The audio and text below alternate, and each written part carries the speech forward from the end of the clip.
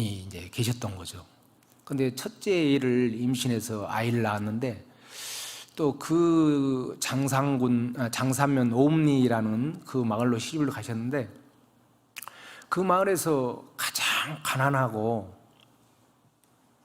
가장 뭐랄까요, 좀 악명이 높은 집으로 시집을 가신 거예요.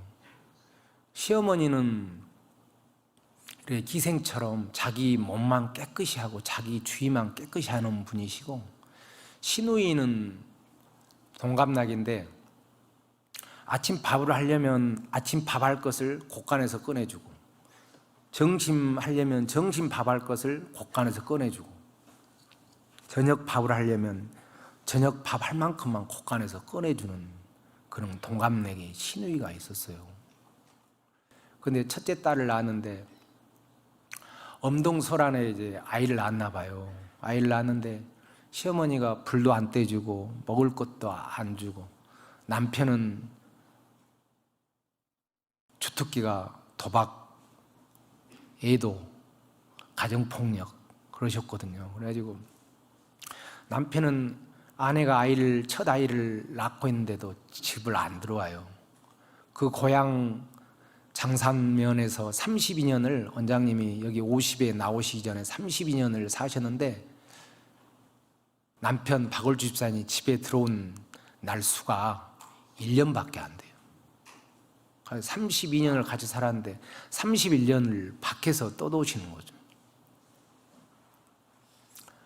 이분이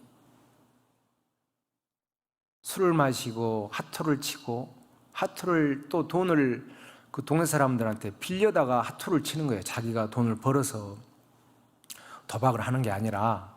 그래가지고 이분이 돈을 잃고 들어오는 날에는 들어오면서부터 담벼락을 때려 부셔요.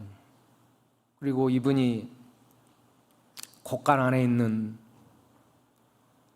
곡식 항아리, 마당에 있는 된장 항아리, 간장 항아리, 마당에 있는 세숫대야, 바가지 전부 깨부셔버려요. 그래서 원장님 집 안에는 장롱이 없고 밥상이 없었대요. 그래서 원장님 하시는 말씀이, 나는 박스가 장롱이었고 박스가 가구였다고 그렇게 말씀하시더라고요. 근데 원장님이 그런 남편을 두고서도 남편이 그렇게 가정폭력을 해도 아기를 얻고 눈물을 흘리면서 그냥 그걸 조용히 치우셔요.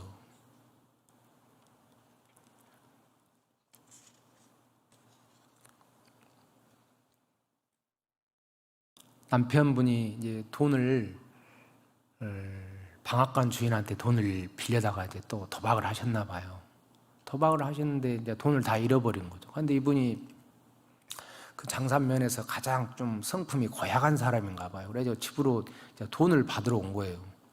돈을 받으러 오니까 원장님이 돈은 없고, 예전에 그 돼지를 키울 때 그 흑돼지가 재산이었잖아요.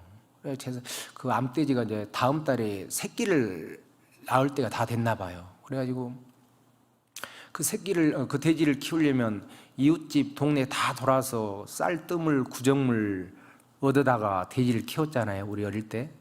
근데 남편을 위해서 그 돼지를, 암돼지를 그 돈 빌려준 사람한테 어서 가져가라고 가서 팔아서 이렇게 잘 융통해서 쓰시라고 정말 마음을 다해서 진심으로 그렇게 말을 하는 거예요. 보통 사람 같으면 남편이 도박 빚을 왜 내가 갚냐고 막 성질내고 달라들 거 아니겠습니까? 그리고 집에 재산이 그 돼지가 가장 큰 재산인데 돼지를 내어줄 수가 없고, 그 빌린 돈보다도 다음 달에 돼지가 새끼를 몇 마리 낳을지 어떻게 알아요? 더 돈이 훨씬 많은 값어치가 있는데도 그 돼지를 내어주셔요. 우리 원장님 큰따님이 또 우리 박월주 집사님이 돈을 빌려다가 또 화토를 치셨는데 돈을 또 잃어버리셨어요. 그래서 이제 돈 빌려준 사람이 또 집으로 찾아와요. 돈 받으러.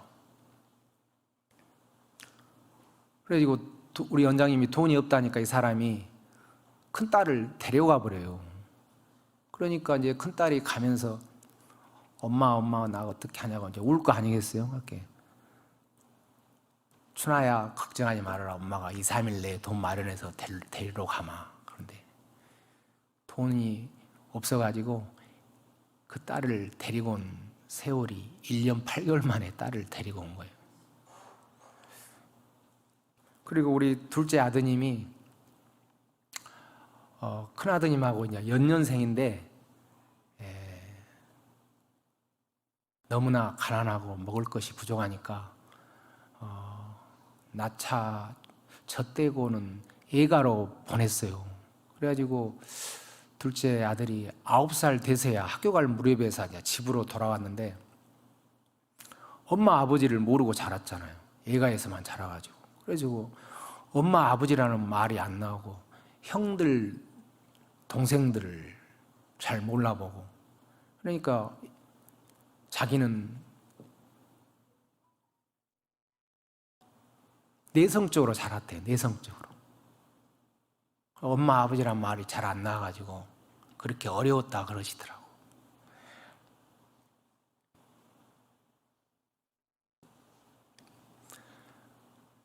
동네 사람들이 저 집은 저주받은 집이라고, 저 집은 사람이 살 데가 못 되는 집이라고 늘 지나가면서 손가락질을 하는 거예요. 그래도 원장님은 꿋꿋하게 자녀들을 돌보고 농사를 지으시고 시어머니를 봉양하고 시누이랑도 한 번도 안 싸우고 시어머니도 한 번도 안 미워하고 남편도 한 번도 안 미워하고 원망도 안 하고 불평도 안 하고 욕도 안 하고 남편을 최선을 다해서 좋은 옷을 입히고 좋은 음식을 드리고 어디 가신다면 용돈을 드리고. 그래서 원장님, 제가 처음에 와서는 원장님이 간증하면 그게 잘 안 믿어지더라고요. 사람이 어떻게 저렇게 할 수가 있었을까? 저게 진짜였을까? 이런 마음이 들었는데 제가 16년 전에 이 성자산을 찾아왔어요. 16년 전에 찾아왔는데 저는 그 사업이 망해가지고 세상에 이 얼굴을 드러내기가 이제 무섭더라고요. 사람 만나기가 무섭고 은행에서 전화 오는 것이 두렵고 그래서 날마다 그 근심과 염려와 두려움에 제가 이제 나날을 보내는 거예요. 32살에 장로가 됐지만은 믿음이 하나도 없는 거예요. 하나도 없는 거예요. 세상에서 살 때 이중적으로 살았던 거예요.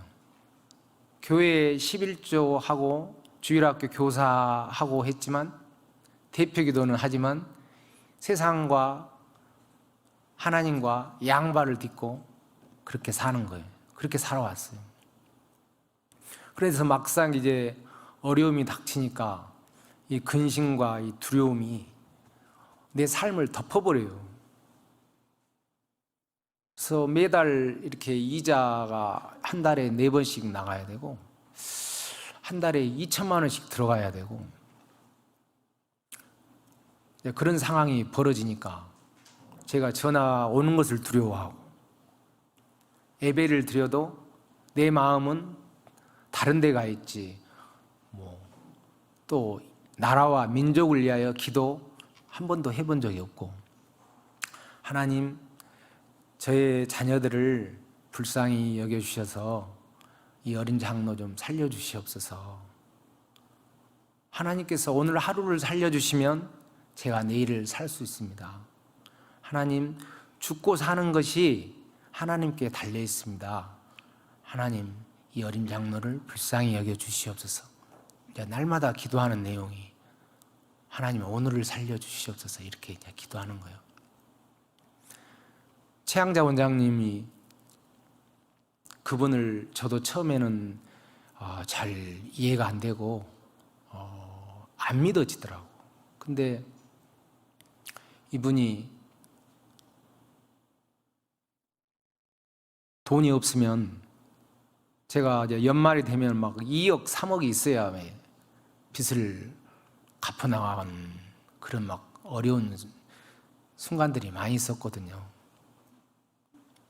그래서 원장님께 이제 원장님 상황이 이렇게 돌아가는데 원장님 하나님께 이렇게 기도 좀 해주십시오 하고 찾아가 뵈면은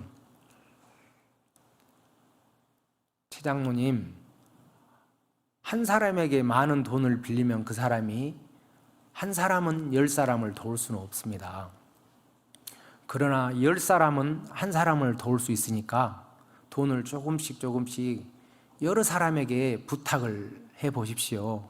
그러면 사람들이 도와줄 겁니다. 그래서 세상에서 돈을 부탁한다는 것이 가장 자존심 상하고 어려운 일이잖아요.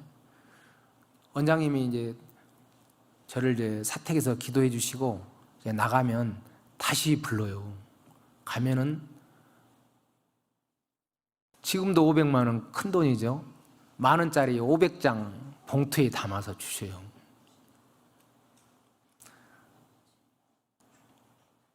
이런 일이 저는 거의 한 10년을 가는 거예요. 이 빚을 정리해 나가는데. 그러면 그때마다 원장님께 기도하라고 하고 원장님을 찾아가면 원장님이 400만 원도 내어주시고 또 일주일 있다가 목포 집을 가려면 얘들 먹을 것도 사줘야 되고 집에 가용돈도 주고 와야 될 건데 또 승용차 가스비도 없잖아요. 그러면 또 이제 우리 돌아가신 이정자 전도사님, 서은혜 집사님을 번갈아 가면서 이제 심부름을 시켜요. 내가 못 가니까. 내가 진짜 얼굴이 너무 낯짝이 그렇게 두꺼울 수는 없잖아요. 한두 번이지. 그러면 원장님이 50만 원도 봉투에 담아주시고 60만 원도 봉투에 담아주시고 그래서 그런 일이 막 10번 넘어가니까 하나님 제가 이 성자산에 있는 것이 최양자 원장님께 부담이 된다면 언제든지 원장님이 저를 내려가라 하면 제가 내려가겠습니다. 근데 최양자 원장님이 20번, 30번 돈을 3천만 원 넘게 주셔도 가란 말 안 하시고 최 장로님 돈이 없으시면 아무도 모르게 사택으로 찾아오세요 그러시더라고요. 그래가지고 저는 이제 사업이 크게 이렇게 실패해가지고 정말 어디 돈 융통할 데가 없는데 원장님께서 그렇게 조건 없이 사랑으로 돈을 주시니까 야 원장님 앞에서는 고맙다는 말 한마디도 못하고 맨날 카페 가면 눈물만 나오면서 울고 나오고만 하는 거예요. 그 표현을 어떻게 원장님 고맙습니다 이 말이 입에 안 떨어지더라고요. 그래서 나오면서 맨날 울고 나오는 거죠.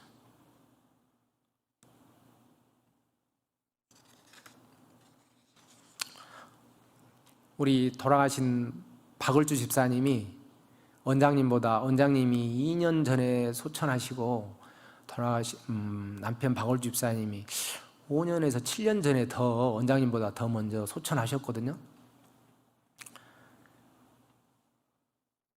목포에 나가서 곡식 팔아서 이렇게 이렇게 필요한 것들 좀 사서 오라면은 이분이 목포 나가면 강간무소식이에요.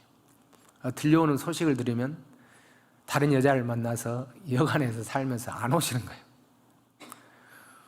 이분이 또 돈이 떨어지면 그 잘 아는 상해에 가가지고 또 돈을 먼저 융통해가지고 또 돈을 다 써버려요. 그러면 원장님이 목포를 거의 안 나가시는 분인데 남편 찾으러 목포를 나가요. 그러면은 만나면은 여간에 데리고 가가지고 원장님을 이렇게 방에다가 놔두시고 또 나가서 안 들어오신대요, 밤새. 그러면 그 여간 주인이 부인이 아니라 다른 여자인 줄 알고 밤 12시가 넘어가니까 아주머니 그 남자 안 올란가 봐요. 저 방에 들어가서 자시오. 그런 일들이 많은데도 우리 원장님이 그 영성이라는 것이 예수님을 닮아가는 것이 영성이잖아요. 우리가 이 찬양 불렀듯이 고린도전서 13장에 나오는 이 가사 내용이, 성경 말씀이 예수님의 성품이잖아요. 그 성품을, 성령의 9가지 열매를 닮아가는 것이 영성이 있다 그러잖아요. 원장님이 김영삼 대통령 당선되던 날 교통사고를 크게 당하셨어요. 그리고 광주 조대병원에 6개월간 입원하셨는데, 이분이 그 가해자한테 조건 없이 합의서를 써줘요. 그래서 그쪽 이렇게 경찰들이 뒤에서 이렇게 막 수군거려요. 저 집안은 뭔 일 볼 사람이 없어서 저런 집안이냐고 수군수군거려요, 경찰들이. 근데 6개월간 병원에 입원해 있으면 많은 합의금을 받아내야 되는데 돈 10원도 받지 않고 합의서 써줘요. 우리 자녀들을 불러 모아서 내가 죽거들랑 너희들이 100만 원씩 모아서 장례를 치르도록 하고 저 사람한테는 절대 돈 받지 말라고. 그 남편한테도 막 당신 나 몰래 돈 받은 거 있냐고 막 그렇게 막 저 사람한테 돈 받지 말라고, 피해 주지 말라고. 그 사람이 또 얼마나 고맙고 감사해요. 그래서 자기 있는 형편대로 돈을 봉투에 담아서 원장님께 가져오니까 원장님이 돌려주면서 가서 예수 믿으라고. 우리의 삶이, 우리가 아까 찬양했던 것처럼 우리가 사랑을 행할 때 세상이 예수님을 봐요. 목사님들, 장로님들 자녀들이 왜 많이 이렇게 비뚤어지게 나가는지 아세요? 목사님, 장로님들이 교회에서는 거룩하게 예배드리고 찬송하고 기도하지만 사회에 나가서는 예수 향기가 전혀 안 나요. 집에 가서도 전혀 향기가 안 나요. 예수 믿는 그 본이 전혀 안 되니까 자녀들이 비뚤어지는 거예요. 자녀들은 부모의 뒷모습을 보고 자란다잖아요. 어머니, 아버지가 어떻게 예수를 믿는지 다 봐요. 자녀들이 그걸 따라가는 거예요. 이 세상에 이렇게 사랑이 식고 혼탁합니까? 우리가 성경 말씀대로 이 고린도전서 13장에 나오는 말씀처럼 사랑은 언제나 오래치 않고 그 한 구절에도 우리가 못 들어가서 사는 거예요. 우리 최양자 원장님이 사람들이 오면은 물어봐요. 나는 국민학교도 안 나온, 학교 문턱도 안 가본 여자예요. 여러분들은 국민학교, 중학교, 고등학교, 대학교, 신학교, 대학원까지 나와서 나보다 많은 지식이 있는데 10계명 안에 10계명을 통과했냐고 물어봐요. 성령의 9가지 열매를 삶에서 통과했냐고 물어봐요. 팔복을 통과했냐고 물어봐요. 성경 66권을 통과했냐고 물어봐요. 그분이 기도를 하잖아요. 하나님, 이 나라가 의의 나라, 이 나라가 생명의 나라, 이 나라가 평화의 나라, 이 나라가 행복의 나라가 되게 해주세요.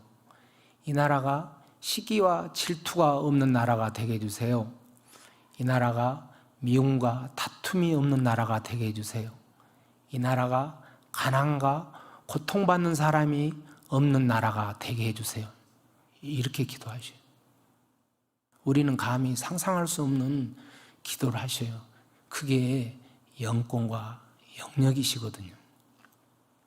영권은 어디서 나옵니까?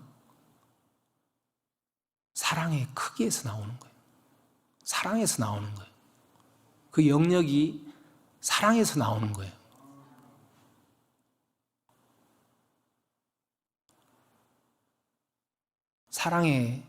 사랑이 능력이고, 사랑이 천국에 올라가 보면 천국의 신분으로,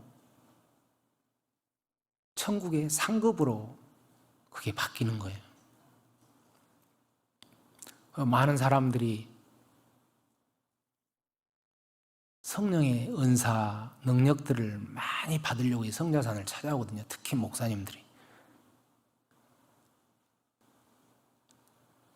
자기 삶은 예수님 마음도, 예수님 사랑도, 예수님 성품도 하나도 갖추지 못하였으면서 병 고치는 능력, 애언, 지식, 지혜 막 이런 능력만을 구해요. 그런 하나님께서 성령의 은사들을 주었을 때는 교회 공동체의 이익을 위하여, 예수 그리스도를 위하여 사용하여야 되는데 자기 의대로 돈으로 다 팔아먹잖아요. 그런 사람들은 지옥 가는 지름길이 되는 거예요. 그건 무서운 거예요. 그리고 최양자 원장님은 수만 명의 환자들을 고쳐주셨는데 돈을 10원도 내 요구한 것을 본 적이 없습니다. 이 성자산에서 많은 사람들이 오는데요, 예수 믿지 않는 사람, 이제 막 예수 믿는 사람, 그런 사람들을 먼저 이렇게 안아주셔요. 기도해 주시고 축복해 주시고, 예수 잘 믿고 우리가 천국에서 만나자고. 우리가 천국에서 만날 사람들인데 우리가 관계가 깨지고 미워하고 걸림돌이 있으면 되겠냐고. 우리는 천국에서 만날 사람들이라고. 서로 사랑하자고. 우리 원장님 매 하시는 말이 서로 사랑합시다. 서로 사랑합시다. 우리가 천국에서 만날 사람들인데 우리가 서로 사랑합시다.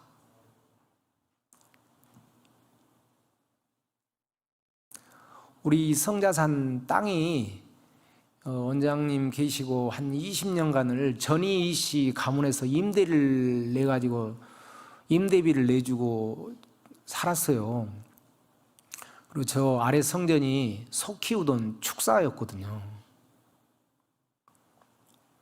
그래서 원장님이 하나님께 성전을 많이 얼른 좀 지어달라고 기도했지 않겠습니까? 하나님, 내게는 왜 성전을 지어주지 않습니까? 나 예수가 거하는 곳이 성전이지 건물이 화려하다고 해서 성전이 아니다. 하나님, 이렇게 많이 비가 오면 이렇게 비가 새지 않습니까? 성전이 비가 새면 되겠습니까? 아니다. 비가 올 때는 세숫대야로 동이로 받아내고 바닥에 흘렀으면 걸레로 닦아내면 되지 않겠느냐. 그러면 예수님이 왜 내게는 부자들은 보내시지 않고 가난하고 병든 자들만 이렇게 보내십니까? 가난한 자들과 병든 자들이 회복되었을 때 너를 배신하지 않지 않겠느냐? 여기에서 수많은 사람들을 겪어봤는데 사람들은, 특히 예수 믿는 사람들이 더 의리가 없어요. 예수 믿는 사람들은 섬기려면 천국도 안 간다 하잖아요. 예수 믿는 사람들이 꼬라가지고 서로 싸우잖아요. 절대 안 풀려요. 세상 사람들은 술 한잔 먹고라도 풀죠.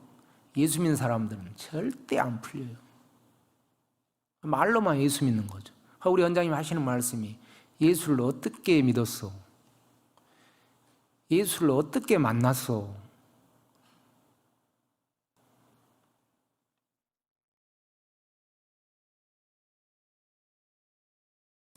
이 7,900평을 하여튼 한 7, 8년 전에 매입한 것 같아요. 근데 이 전이시 가문 땅이어가지고 얼마나 나무 땅에서 기도원을 운영한다는 것이 눈치 보이고 힘들겠어요. 그런데 이분들이 이제 은행에서 돈을 썼는데 이게 경매로 넘어간 거예요. 경매로. 원장님이 현 시가로 그 땅을 다 매입해 주시고 그 가문이 땅을 다시 되찾을 수 있도록 이렇게 도와주셔요. 2억, 3억, 몇십억이 걸려있는 일일지라도 어려운 사람들 마음을 아프게 해서는 안 된다고 절대 물러섭니다. 절대 돈 앞에 무릎 꿇지 않습니다. 우리 박군식 원장님이 성전 건축을 하는데도 그 주에 금요일까지 8천이 필요해요. 원장님은 사택에서 가난한 사람들, 목사님들, 선교사님들 돈 나눠주고 계셔요. 그러니까 박군식 원장님은 이번 주 금요일까지 8천이 필요한데 원장님은 사택에서 돈 나눠주고 계셔요. 그분은 이 영안이 열리시고 투시의 은사가 있고 영서를 쓰는 은사가 있고 성경에 나와 있는 지식, 지혜, 애언, 병 고치는 능력, 귀신 쫓는 능력, 우리가 알 수 없는 그런 어마어마한 능력들이 있어가지고 하나님께 기도하면 하나님께 응답이 언제 현실로 내려오는지를 그냥 아셔요. 그 정도로 이렇게 눈을 감으면 천국에 가 계시고 눈을 뜨면 여기가 어디요 하고 이렇게 물어봐요. 천국인지 세상인지를 잘 모르실 정도로. 그분은 12시까지 성경 말씀 보고 기도하셔요. 여기 온 사람들을 다 기도하셔요. 이하여. 새벽 3시면 일어나셔가지고 몸 단장하시고 새벽 4시 5분이면 새벽 예배 정확하게 나오시잖아요. 이분이 1년 365일 평생을 주일을 범하지 않아요.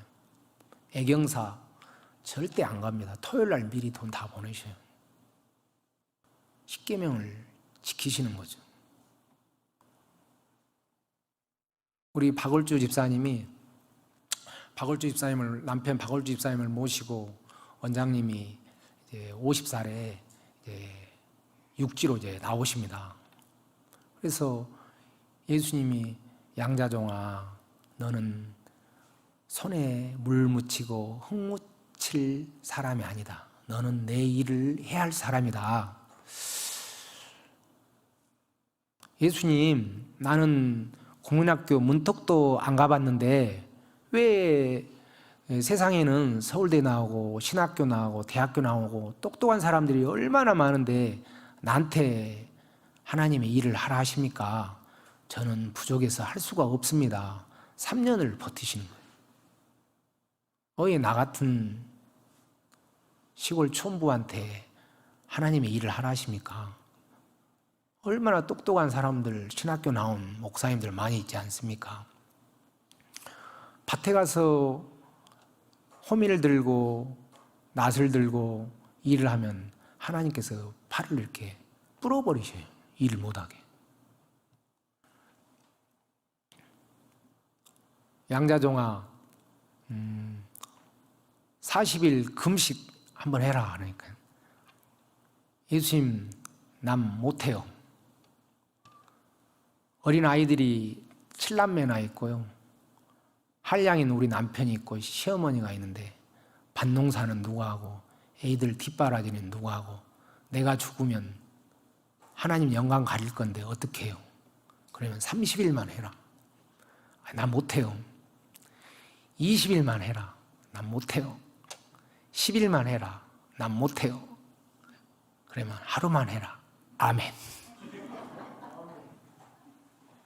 우리 원장님 오시면요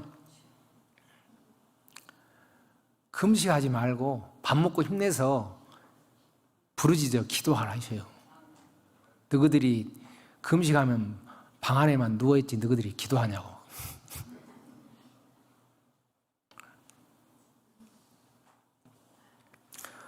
남편 박월주 집사님을 모시고 이제 전국을 다니면서 사역을 하시는데 남편 집사님이 10년간 술을 드시고 방해를 하시는 거예요. 따라다니시면서. 서울 둘째 아드님 집에서 원장님이 사역을 하시는데 그 동네 지리를 다 파악을 하고 박울 집사님은 가서 술을 사서 술을 드시면 동네 사람들이 그런데요. 아이, 저 양반은 얼마나 술을 맛있게 먹는지 모른다고. 그래도 최양자 원장님은 그 남편을 한 번도 원망을 안 해요. 한 번도 욕도 안 해요. 한 번도 불평도 안 해요. 미워도 안 해요. 그 남편을 끝까지 챙겨서 데리고 다녀요. 왜 그랬을까요? 한 영혼이 천하보다 귀하잖아요. 성경 말씀에 기록되기를 한 영혼이 천하보다 귀하기 때문에 그 박을주 집사님을 그렇게 섬겼던 거예요. 최양자 원장님은 이 천국의 사람이어가지고 천국을 눈만 감으면 천국에 가시잖아요. 천국의 모든 것을 보시기 때문에 이 세상 거에는 관심이 없으신 거예요. 이 세상의 돈, 이 세상의 명예, 이 세상의 음식, 이 세상의 좋은 옷, 관심이 없으신 거예요. 그래서 남편 집사님이 바람 피우고 다른 여자분들을 집에 데리고 오면 그 여자분한테 식사를 최선을 다해서 대접하고 대돌 위에다가 신발을 깨끗이 닦아서 돌려놔요. 가실 때 편하게 신고 오라고.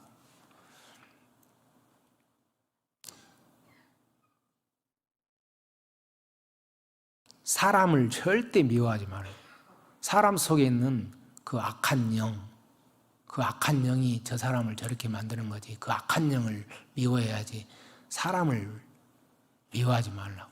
미움은 곧 살인이라 했잖아요. 살인은 곧 사형죄에 해당된다 그랬죠. 사형죄에 해당되는데 천국에 갈 수 있어요? 못 갑니다. 여기 오신 목사님들한테, 사모님들한테 물어봐요. 원장님이. 사모님, 목사님이 바람 피우면 용서할 수 있으세요? 없으세요? 아유, 교회 입장도 있고 애들 낳으시는데 용서해야지요. 목사님, 사모님이 바람 피우면 용서할 수 있어요? 없어요? 남자들은 사회에 명예가 있잖아요. 다 때려 죽인다 해요. 그래서 천국에는 남자들보다는 여자분들이 더 많이 가시고 목사님들보다는 사모님 상급이 더 크대요. 사모님 애간장이 다 녹잖아요.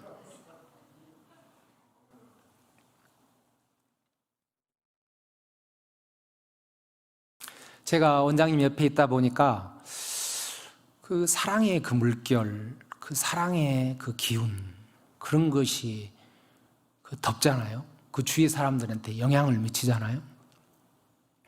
제가 고향 선배한테 무슨 일이 있어가지고 큰 대로에서 뺨을 2대 맞았어요. 그러면 제 옛날 성격상 가만 안 두는 성격이거든요. 근데 원장님 모습을 봤잖아요. 무엇이든지 사랑으로 덮는 그 삶을 봤잖아요. 내가 참 억울하고 분했지만 참고 왔어요. 그것도 목포 호박나이트 클럽 일하는 조폭 똘마니 애들 6명 데리고 와서 나를 때리더라고. 그래가지고 참고 왔어요.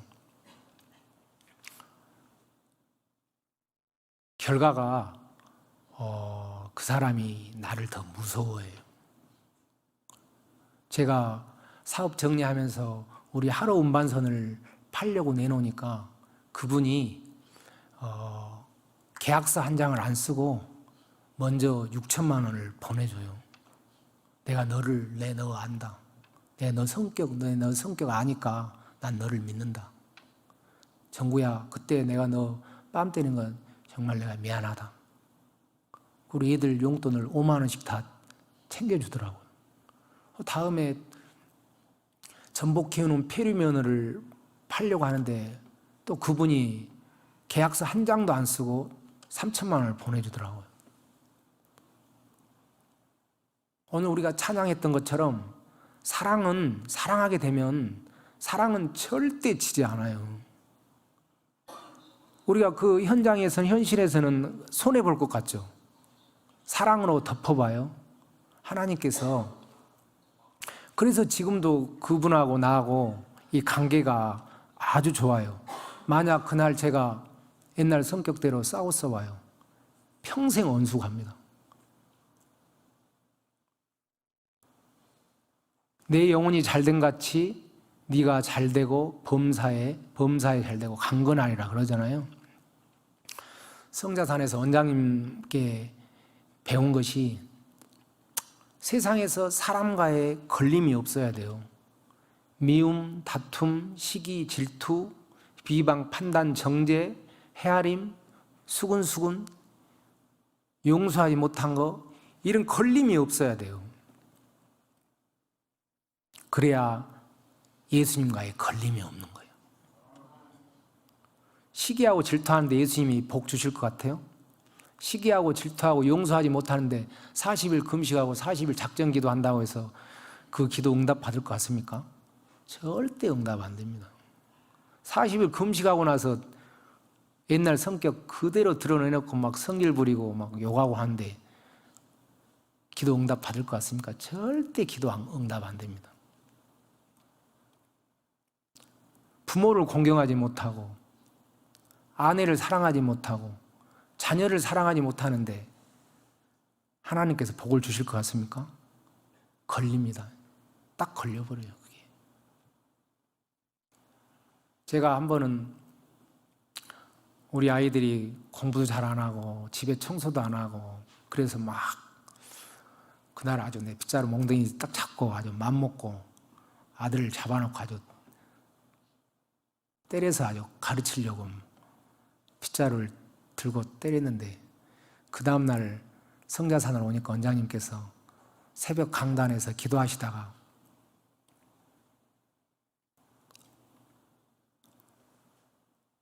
나의 맡긴 나의 자녀를 너에게 잘 섬기라고 맡겼는데 네가 왜 너의 자녀인 양 네가 때리고 폭언하느냐. 내가 너에게 나의 자녀를 맡길 때는 나의 나라에 네가 왔을 때 섬김의 상을 내가 너에게 주려고 내가 너에게 맡긴 것뿐이다. 네가 이 세상에 있는 동안에 너의 아내와 너의 자녀들을 잘 섬기기를 바란다는 거예요.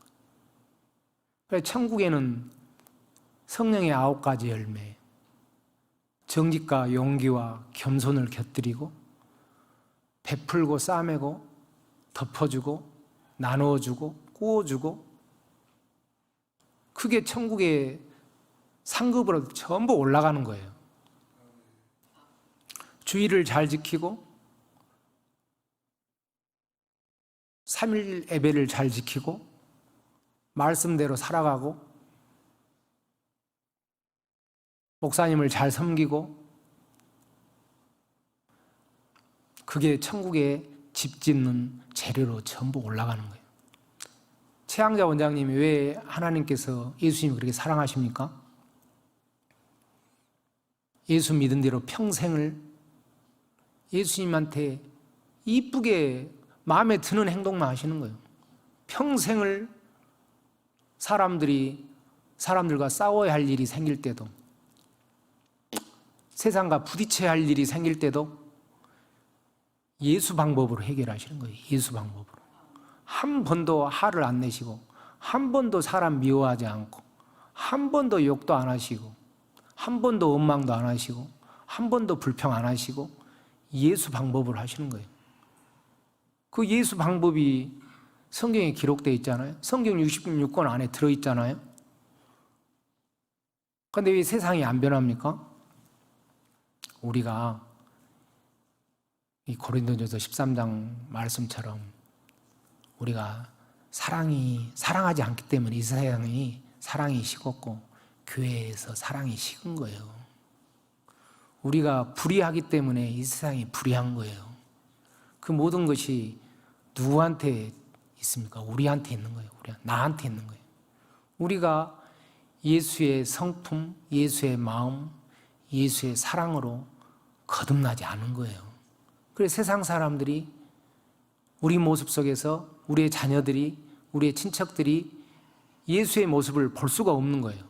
저 사람이 교회만 왔다 갔다 하는 썬데이 크리스찬인지, 저 사람이 정말 예수의 향기를 드러내고 빛과 소금의 역할을 하는 사람인지, 여러분들이 가정에서, 사회에서 그게 드러나요.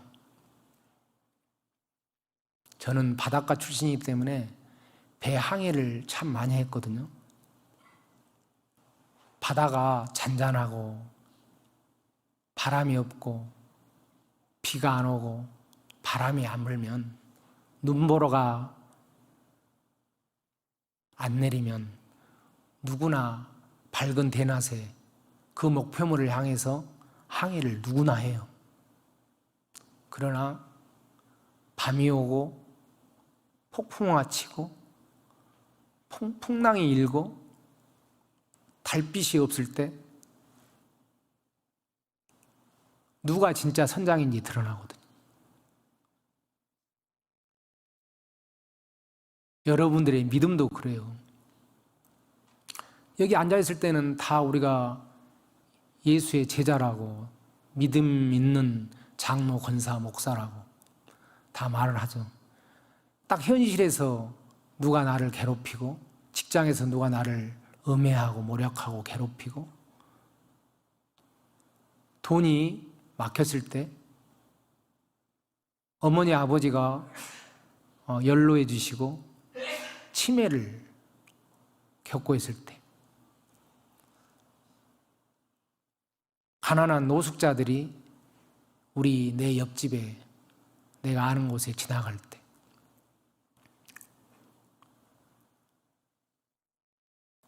정말 예수의 제자가 누구인지, 믿음이 무엇인지 삶에서 나타나요, 여러분들.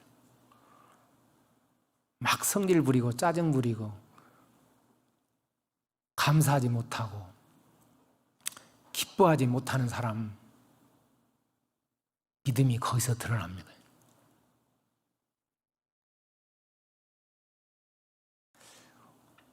또 우리 원장님 밑에서 사랑을 배우다 보니까 저희 막내 아이가 이제 중학교를 다니다가 학교 폭력을 당해가지고 우울증에 빠졌어요. 또 우울증에 빠지니까, 우울증이라는 것이 생각을 많이 하는 병이라네요. 그래가지고 막 이 팔목을 자해를 하더라고요. 그래서 저희 때는 그런 일이 감히 생각지도 못한 일이기 때문에 너무나 놀래고 막 걱정을 많이 했죠. 근데 학교 폭력 가한 그 학생을 하여튼 용서했어요. 용서 안 하고 학교폭력위원회가 열리면 그 가해 부모가 우리 아이의 모든 치료 비용을 다 이렇게 내놔야 합의가 되는 거거든요. 근데 조건 없이 아무 일 없었던 듯이 그냥 마무리했어요. 마무리했는데 주위에서, 우리 성자산에서, 또 우리 애기 엄마가 다니는 교회에서 친척들이 치료비가 한 600만 원 들어갔는데 거의 한 1200만 원 정도를 이렇게 하나님이 주시더라고요. 하나님의 방법은 억울하고 분하고 성질이 날지라도 그 순간을 예수님의 방법으로 잘 넘겨야 돼요. 그 순간을 잘 이겨내야 돼요. 정말 우리가 평생 신앙생활 한 것이 그런 순간순간 드러나거든요. 그게 하늘의 상급으로 올라가는 거예요. 내가 너희를 용서한 같이 너희가 서로 용서하고 내가 너희를 사랑한 같이 너희가 서로 사랑하라. 너희가 서로 사랑하라. 이로써 사람들이 너희가 내 제자인 줄 알리라. 이 마지막 시대에 동성애 차별금지법 제정을 우리가 앞서서 반대해야 되고, 또 이 세상 이 마지막 시대에 우리가 정말 마지막 시대잖아요. 청년들이 3%밖에 예수 믿는 사람이 없다는데요. 고등학생들은, 중고등학생들은 2%밖에 안 된다는데요. 그럼 우리의 자녀들, 목사님, 장로님, 권사님, 집사님 아이들은 교회를 안 다니는데요. 왜 그렇게 됐어요? 우리 모습 속에서 예수 향기가 안 나요. 이 세상을 이길 만한 그 생명의 능력, 사랑을 자녀들한테 안 보여준 거예요. 그래서 자녀들이 엄마 아빠가 믿는 예수 나 안 믿는다고. 제가 부끄럽지만 가장 존경하는 사람이 우리 아버지입니다. 우리 아버지는 장로님이신데 교회에서 대표 기도하면 정말 기도 잘하시거든요. 근데 집에 오시면 성질대로 그대로 다 성질을 부리시고, 사회에서 사업을 하실 때는 불의한 방법으로 사업을 하시고, 교회에서 목사님을 잘 섬겨야 될 건데 목사님과 대적하고. 참 부끄러운 이야기인데, 그래서 제 목표가 우리 아버지는 절대 닮지 말자. 신앙적으로 우리 아버지는 절대 닮지 말자. 우리 아버지가 대표기도 하면 나는 눈을 떠버렸었거든요. 항상 아버지 모습이 그 이선적으로 보였기 때문에. 여러분들 모습은 어때요? 여러분들 기도하고 찬양하고 예배드릴 때 자녀들이 엄마 아빠 존경하나요? 저는 목표가 자녀들한테 가장 존경받는 아빠, 믿음의 롤 모델 되는 아빠, 그게 내 목표거든요.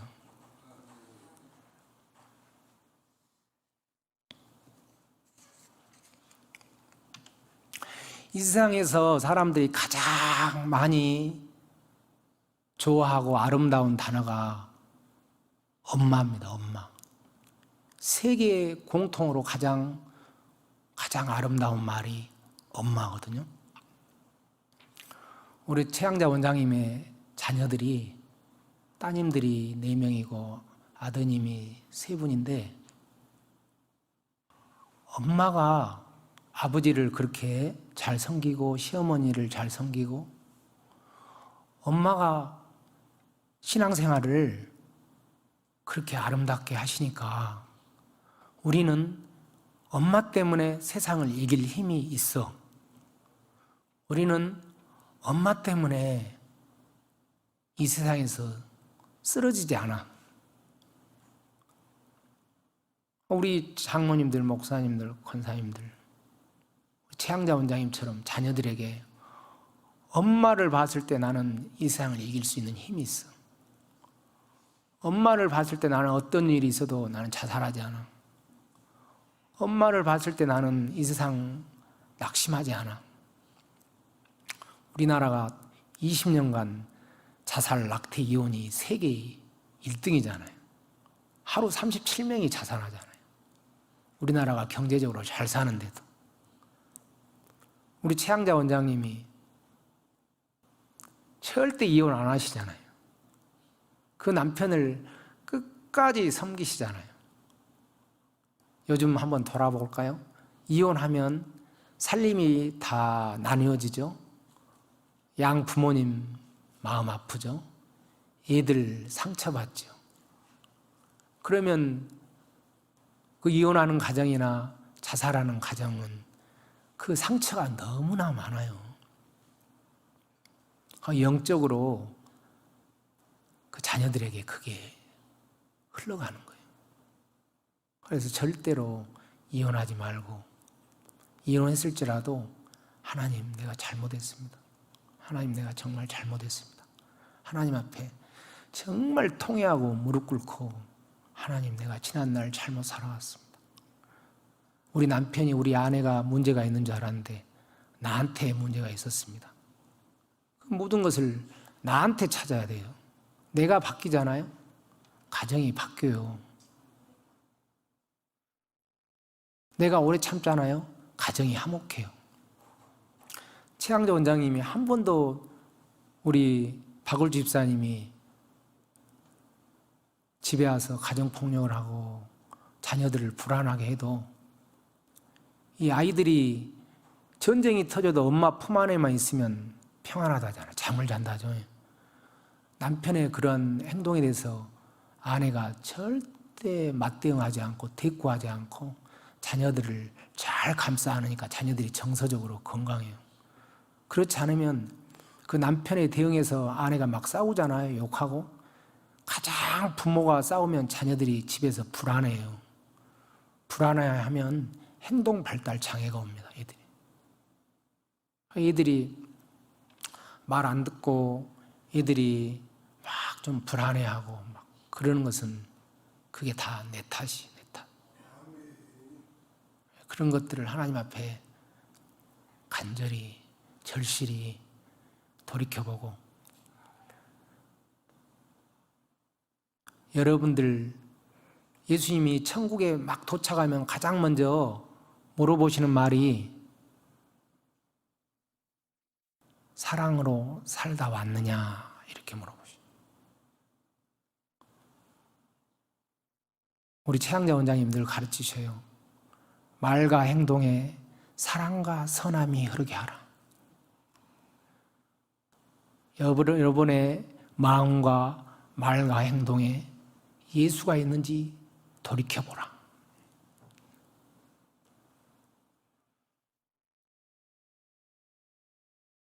제가 우리 원장님을 지켜보니까 목사님들이 우리 원장님을 되게 무심하네요.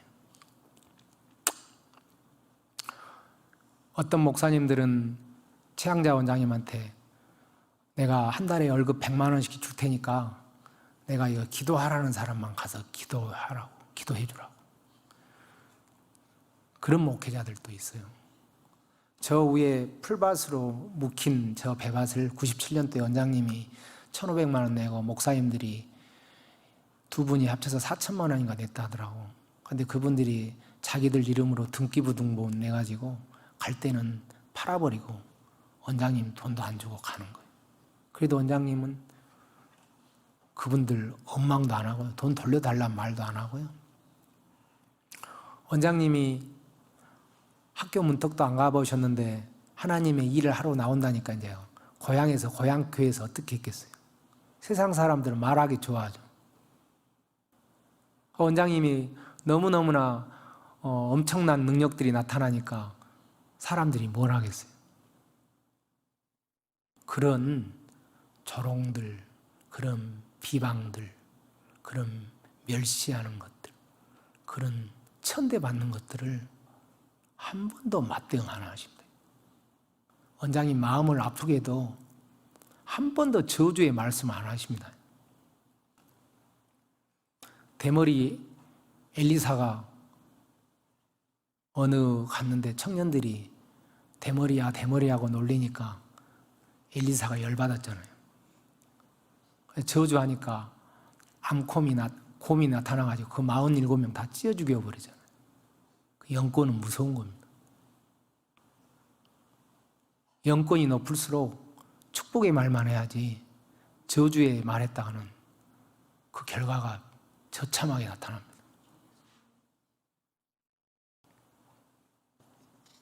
그리고 최양자 원장님이 왜 여기에 많은 사람들이 아픔을 가지고 병을 가지고 문제를 가지고 찾아도 그분들을 감싸 안을 수 있었냐면 원장님이 그분들보다 몇천 배의 고난 고통을 통과했기 때문에 우리가 가지고 온 문제는 문제로도 안 보이는 거예요. 그래서 그분은 모든 사람들을 그냥 사랑으로 끼어안는 거예요. 우리 시흥 영성 수련원 제가 은총 수도원 가봤거든요. 우리 박기진 목사님 간증도 듣고 또 우리 공영복 선생님 또 일대기도 저희가 들어보고 하나님께서 우리 박희진 목사님, 김경덕 목사님, 우리 박상진 목사님 또 여러 목사님들을 이곳에 보낼 때는 이 시대가 마지막 시대잖아요. 지금은 영적인 네트워크를 구성해야 우리가 힘을 합쳐야 이 세상을 싸워 이겨 나갈 수가 있기 때문에 하나님이 보내시는 거예요. 하나님께서 오래전에 영적 리더자들, 영성가들, 선지자들을 내가 이 성자산으로 보낼 거라고, 정계, 재계 인물들을 이 성자산에 보낼 거라고 오래전에 말씀하셨어요.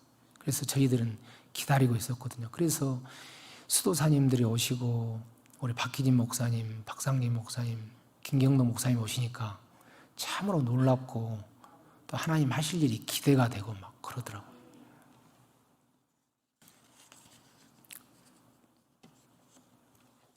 우리 원장님이 남편 박을주 집사님이 이제 1분 남았네. 이거 한 가지만 하고 끝내야겠네요.